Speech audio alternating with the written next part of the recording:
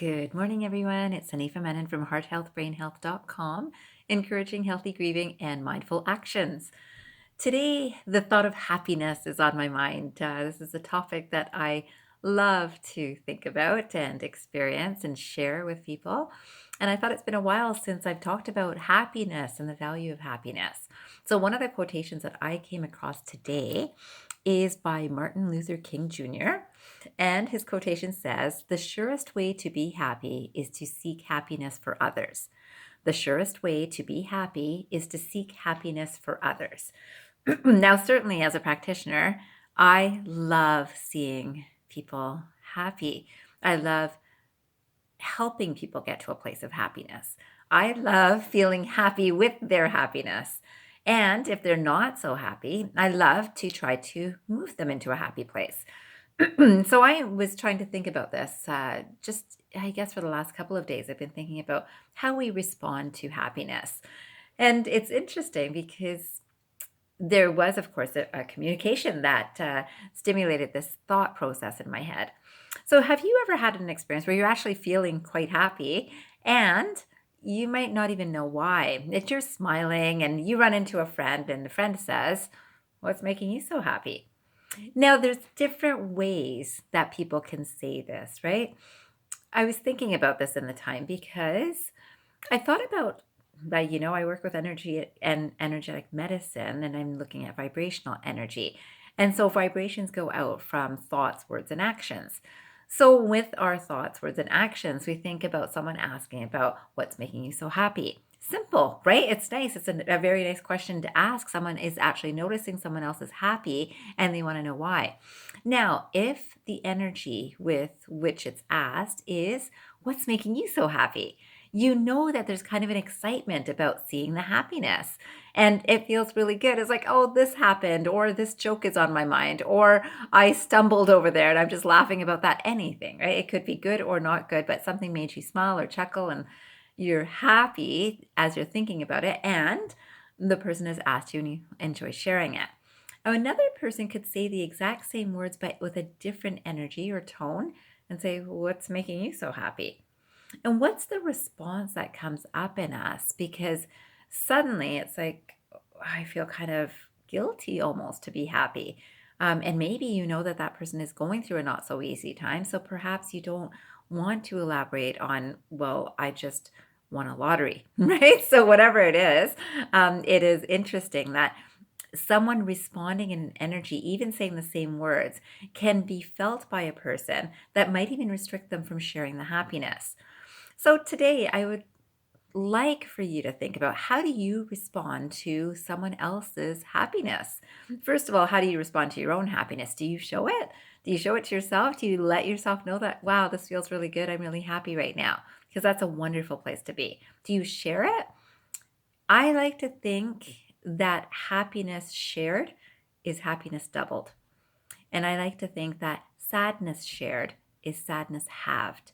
So you know that if you're going through not such an easy time and you're able to share with someone that cares about you, it feels like a burden is released, right? And the other person doesn't feel your burden the same way. So they're not taking on the same amount that you feel that you may have released, or you will likely feel like you have released just from sharing. In happiness, it's the other way. That happiness shared, you can see that when someone's genuinely interested in your happiness, they're lifted too, which is a beautiful feeling because it actually increases the happiness in the person who's experiencing it, whether it's because of sharing it or just because they get to think about what they're happy about for longer.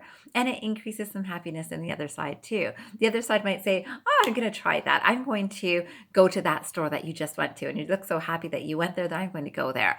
That sort of idea, that it doubles that happiness. And that's the energy vibrations that we're sending out into the universe around us. So I found one quotation that I thought was also fitting to discuss in this video. And this was by Mother Teresa. And Mother Teresa says, "If you find happiness, people may be jealous. Be happy anyways."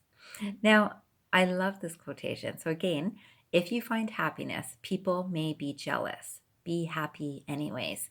Now, a lot of us have also been raised with this sort of thinking that, Oh, don't say too much about being too happy. Now, whether it's, whether God or the universe won't be happy and there will be, some payback. It's like you're too happy, so something's got to balance out. Or if people truly are jealous because it is something that they want to be experiencing and they're not. I will say that in those situations, if you're thinking about jealousy, you won't even fully experience your happiness. You won't allow yourself to fully experience your own happiness. And I think many of us have done this out of, let's say, consideration for others, but also a little bit of fear of being too happy. And honestly, I find that such a loss. I find that that's not a position of empowerment for an individual. Because the truth is, we're all going to be happy and we're all going to be not happy at some times. So if you are happy and it goes away at some point, happiness does change. It changes through the day, it can change through the moment, it can change through the years, but happiness can change. Joy can be, in my opinion, long lasting and ever present. Happiness is usually because something has been achieved or done or experienced, and that's transient. So it will happen for a short time and then it changes. And that's okay because even when change happens and there's no happiness anymore, that will change too, and happiness will be back. But if you lose the opportunity of truly enjoying the happiness, you are really not allowing yourself the full luxury of that vibrational energy. So today, I would love for you to think about, first of all, do you enjoy your own happiness? Are you aware when you are happy and really enjoying that experience of vibration of I'm understanding this is making me happy? And it could be the simplest thing because I can be happy for the sun coming out when it's been cloudy all day. Right. So I think many people can be that way. Sometimes I can be happy to see snowflakes, even though I don't love winter. I am very happy to see snowflakes. They just make me happy that it's so pretty. Right. So that sort of idea. But I kind of tap into myself to understand that, hey, I feel happy about this or I feel happy about that. I love that experience. And I do love sharing happiness too. Now, the next step is, are you able to share in someone else's happiness? Even if it's something that you want or you have not experienced or you are not experiencing right now, are you able to be genuinely happy for someone else's happiness? And if you are, make sure you're mindfully aware of how you respond to what made you happy, right? It's not hopefully the what made you happy, right? That's a very different energy. So I'm going to encourage you to be mindfully aware of how you're communicating both to yourself and to others about your happiness and other people's happiness, no matter what it's about. Take 5 minutes and do that after this video. And I hope you have a wonderful day, very happy and filled with many happy moments through the day. Take care. Bye bye.